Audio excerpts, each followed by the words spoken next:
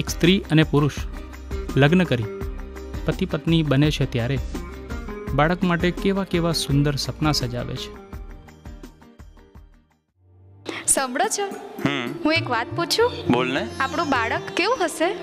આપણું બાળક છે ને ઘણું જ એક્સ્ટ્રા ઓર્ડિનરી હશે અને એટલું સુંદર અને મનમોહક હશે ને કે બધાને જ રમાડવાનું ગમશે, જાણે કાનુડો જ જોઈ લે.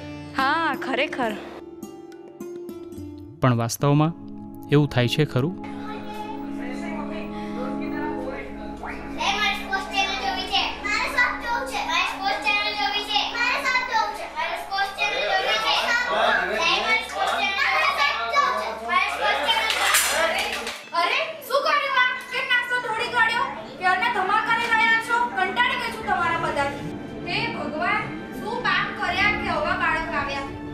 હા, કંઈક તો ભૂલ થઈ છે. બાળકોના જન્મજાત સંસ્કારમાં જ ખામી રહી જાય છે. ઘણી વખત તો બાળકો જન્મજાત વિકલાંગ અથવા તો મંદબુદ્ધિના હોય છે. જ્યારે બાળકો આવે છે ત્યારે કાં તો રૂતલ કે માયકાંગલા આવે છે. ક્યારેક એવા તોફાની, જિદ્દી અને ક્રોધી આવે છે કે માતા પિતા તોબા પોકારી જાય છે. જે દેશમાં રામ, કૃષ્ણ અને મહાવીર જેવા અવતારો જન્મ્યા છે, જે ભારતમાં છત્રપતિ શિવાજી અને રાણા પ્રતાપ જેવા શૂરવીરો જન્મ્યા છે, જ્યાં સ્વામી વિવેકાનંદ, રામકૃષ્ણ પરમહંસ અને મહર્ષિ અરવિંદ જેવા મહાન યોગીઓ જન્મ્યા છે, એટલું જ નહીં, જ્યાં સતી સાવિત્રી, ઝાંસીની રાણી લક્ષ્મીબાઈ અને અહલ્યાબાઈ જેવી મહાન નારીઓએ જન્મ લીધો, તે મહાન દેશની આ દશા? આવું શા માટે? શા કારણે? ગહન અધ્યયન અને મંથન પછી તેના કારણો મળ્યા છે. તેમાંનું મૂળ કારણ એ છે કે ભારતની પ્રજા વૈદિક સુપ્રજનન શાસ્ત્ર અને ગર્ભ વિજ્ઞાનના મૂળ સિદ્ધાંતોને ભૂલી ગઈ છે. ભારતમાં જેટલા મહાપુરુષોના જન્મ થયા તે ગર્ભ વિજ્ઞાનના આધારે થયા. અને હવે તમે પણ જો તે વિજ્ઞાનને અનુસરો તો તમારે ત્યાં પણ મહાપુરુષોનું અવતરણ થઈ શકે છે. અંધારી રાતમાં આશાના સોનેરી કિરણની જેમ શ્રી અર્કેશ અરવિંદ જોશી આવ્યા છે.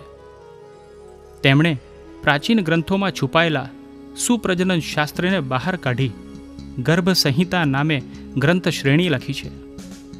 ગર્ભ સંહિતા, હા, ગર્ભ સંહિતામાં શ્રેષ્ઠ સંતાન પ્રાપ્તિનું રહસ્ય ઉજાગર થયું છે. તેમાં અનેક એવા મનોવૈજ્ઞાનિક અને આધ્યાત્મિક ઉપાયો દર્શાવ્યા છે કે જેના પ્રયોગ કરીને સેંકડો દંપતીઓએ હોનહાર અને સંસ્કારી બાળકો મેળવ્યા છે. વડોદરાના લેખક અર્કેશ અરવિંદ જોશીનો ધ્યેય છે કે ગર્ભ વિજ્ઞાનનો એટલો પ્રચાર થાય કે આ ધરતી પર પ્રત્યેક માના કુખે મહાપુરુષો જન્મ લે. આ મહાન ધ્યેયને પરિપૂર્ણ કરવા તેઓ ગર્ભ વિજ્ઞાન વિશે દંપતીઓનું કાઉન્સેલિંગ અને ગર્ભ સંહિતા વિશે સેમિનાર પણ કરે છે. આ ભગીરથ પ્રયાસ તેમના સુપ્રજા નિર્માણ અભિયાનને વેગવંતું બનાવી રહ્યા છે.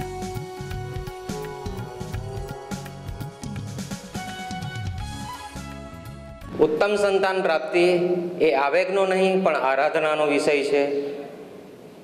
આરાધના એ રીતે કે તમારે એક શ્રેષ્ઠ જીવને ધરતી પર લાવવાનો છે.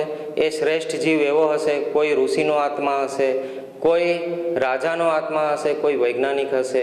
આવા કોઈ હોનહાર, કોઈ એક્સ્ટ્રા ઓર્ડિનરી ચાઇલ્ડ, કોઈ મહાપુરુષ, એને ધરતી પર અવતરણ કરાવવાનું અને એ ધરતી પર અવતરણ કર્યા પછી એને વિકાસ કરવાનો, આ આપણો હેતુ છે.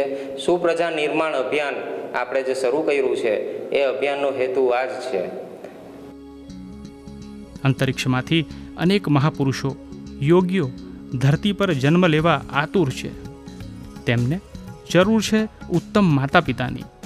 જો શ્રી રામ જેવા દીકરા જોઈતા હોય તો મા કૌશલ્યા બનવું જ પડશે.